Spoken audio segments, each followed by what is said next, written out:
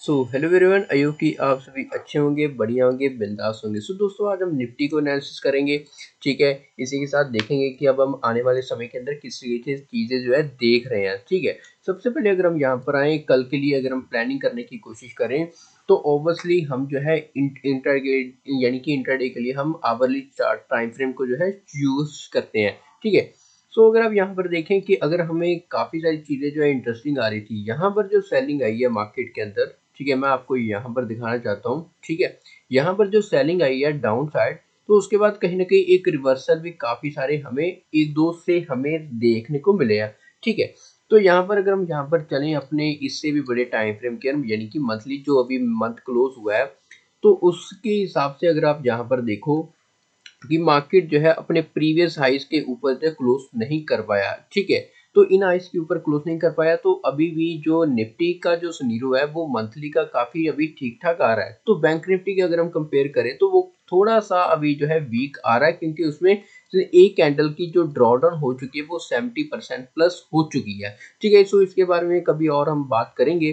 ठीक है, तो अभी अगर हम यहाँ पर आए बैंक निफ्टी का जो निफ्टी का जो सिनेरियो है मंथली टाइम फ्रेम के ऊपर ठीक ठीक ठाक है। ठीक है, अगर आप यहाँ पर देखें निफ्टी का सिनेरियो, तो निफ्टी का यहाँ पर एक और चीज आ रही है, बाइंग आती है, नीचे आता है मार्केट, और यहाँ पर एक कहीं ना कहीं इंडिसीजन कैंडल जो है बनाता है। इसको थोड़ा सा हम यानी कि डोजी टाइप भी नहीं कह सकते। ठीक है, जिसको हम हैमर टाइप भी ज्यादा नहीं कह सकते। ठीक है, वैसे ये हैमर टाइप ही ज्यादा लग रहा है। ठीक है, तो हमें क्या करना है, यहाँ पर इस हाइस की वेट करनी है। ठीक है, कि मार्केट का इसका हाई कब टूटेगा। ठीक है, तो इसके लिए मैं माफी चाहता हूँ कि मैं थोड़ा सा जल्दी वीडियो बना रहा हूँ। ठीक है, और यानी कि थोड़े से वीडियो लेट हो चुकी है। ठीक है, भले ही। ठीक है, तो अगर आप यहाँ पर देखें तो ये जो प्राइस आ रहा है, ये कहीं ना कहीं कहाँ पर आ रहा है। जस्ट वन सेकेंड, ये क्या हो गया, just one second my friends. ठीक है, तो यहाँ पर हमें काफी सारी चीजें जो है क्लियर हो रही है।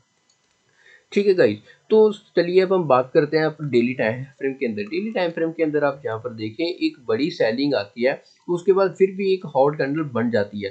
तो अब हमें ये देखना है कि मार्केट इन लोस को ब्रेकआउट करता है या फिर इन हाइस को ब्रेकआउट करता है। तो अगर तो ये हाइस को ब्रेक कर रहा है तो प्राइस में बन रहा है, तो ऑब्वियसली हम इसका बाई का ही ज्यादा होगा। अगर ये डाउन साइड टूट रहे हैं तो ऑब्वियसली हमें जो है ये वाले लोस जो है सभी देखने को मिल सकते हैं। हो सकते हैं कि जब ये वाला लो टूटेगा तो हमें आने वाले समय के अंदर 18,600 का भी लो देखने को मिल सकता है। ठीक है, चलिए अब हम इंट्राडे के लिए सिंपली प्लान कर लेते हैं जल्दी से जल्दी। ठीक है, तो अगर हम यहाँ पर आए अपने ठीक है, कि अब हमें कैसे प्लान करना है। ठीक है, तो सबसे पहले जिस तरीके से हमने हाइस की बात करी है, ठीक है, ये वाला हाई है, तो अगर ये वाले हाइस के ऊपर प्राइस बनता है, मतलब कि अगर मार्केट मान लीजिए कल के दिन होता है गैप अप, अगर गैप अप होता है इस एरिया के यानी कि नियर, तो पहला टारगेट जो हमारा रहेगा वो 90,800 का है।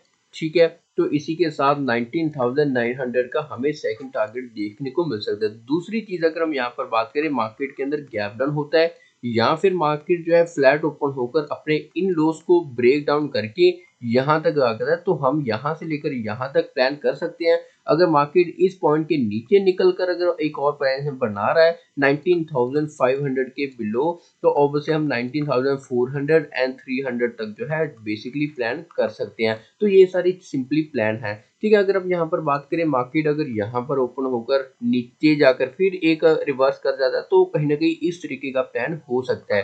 ठीक है, तो बाकी आप थोड़ा सा यानी कि कॉशियस रहेगा। ठीक है, बाकी आप हमारे टेलीग्राम के चैनल को ज्वाइन करिएगा। आज के लिए बस इतना ही। Thank you guys.